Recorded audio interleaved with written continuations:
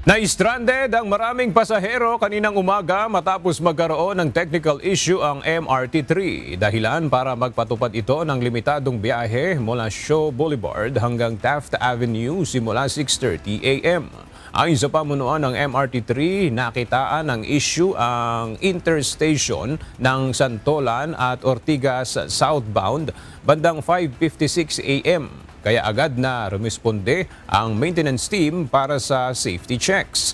Bagamat nagpatupad sila ng provisional service bandang 6:30 a.m. gamit ang 5 tren na umaandar mula Shaw Boulevard hanggang Taft Avenue at pabalik, ilang pasahero ang pinili na lang na pumila sa EDSA Carousel at marami ang napilitang gumamit ng alternatibong masasakyan.